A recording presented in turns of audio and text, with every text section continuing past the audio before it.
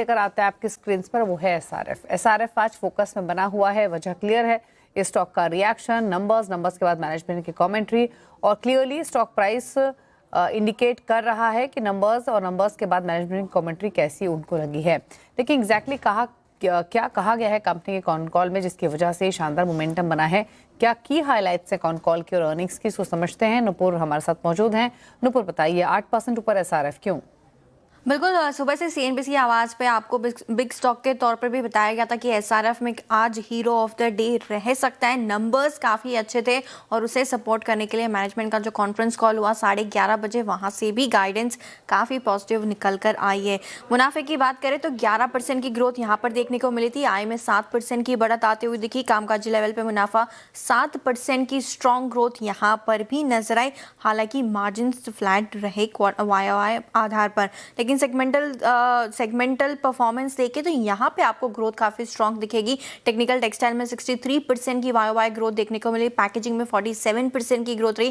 Chemicals भी पीछे नहीं रहा, जहाँ पे 5% की वाई ग्रोथ आती हुई नजर आई। कॉन्फ्रेंस कॉल हुआ और मैनेजमेंट ने काफ़ी कुछ यहाँ पे पॉजिटिव तौर पर कहा है। हालांकि उनका मानना है कि ग्लोबल अनसर्टेनिटी ज़रूर बनी रहेगी, जियोपॉलिटिकल कंसर्न्स रहेंगे, लेकिन उसके बावजूद कंपनी आउट परफॉर्मेंस करती हुई नजर आएगी। एचएफसी प्रोडक्शन और कैपेसिटी बढ़ाने पर कंपनी का लगातार फोकस बना हुआ है। केपेक्स का भी कंपनी ने अनाउंस किया था। FY27 में जो प्रोडक्ट मिक्स है कंपनी का, वो काफ़ी हद तक चेंज होते हुए दिखेगा। कॉस्ट कंट्रोल पर कंपनी का फोकस है, जिसकी वजह से आगे चल के मार्जिन्स में सुधार होते हुए नजर आएगा।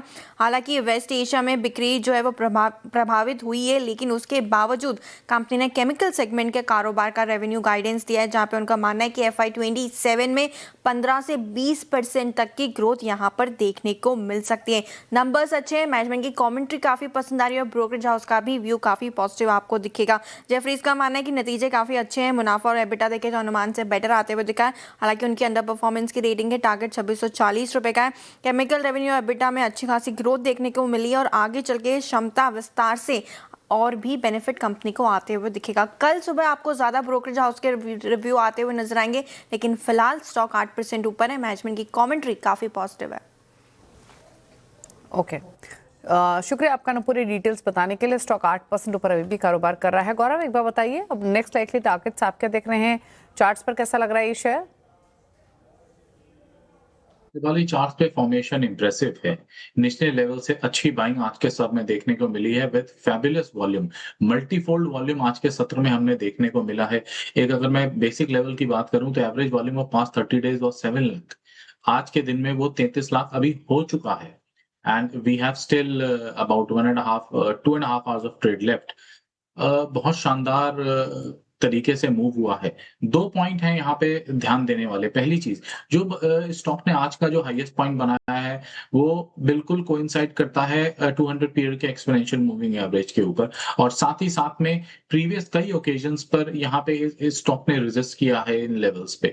देयरफॉर 2760 2780 लेवल्स इस स्टॉक के लिए बहुत क्रूशियल है। अगर आज के सेशन में ये स्टॉक उस लेवल के ऊपर निकल पाता है और क्लोजिंग मिल जाती है तो I don't see any red flag going forward. 3050 तक आराम से सेल अप करेगा। तो ट्रेडर्स जो छोटी अवधि का काम करते हैं, अगर उन्होंने आज सही समय पे ले लिया है और बुकिंग नीचे के लेवल्स पे आ रही है, मुनाफा बांध के जाए। अगर क्लोजिंग हमारे 2780 के अराउंड हो रही है, वेरी गुड टाइम, अपनी पोजीशन को होल्ड करें। 3000 का लेवल मिलेगा कुछ ही दिनों में। ओके, तो लेवल्स आपको बताए गए हैं जिन पर आपको गौर करना है। 2730 पर फिलहाल ट्रेड करते हुए दिखाई दे रहा है एसआरएफ का शेयर। हालांकि केमिकल स्टॉक्स में हमने बाइंग इंटरेस्ट काफी देखा है इस हफ्ते। एसआरएफ के अलावा थिरुमलाई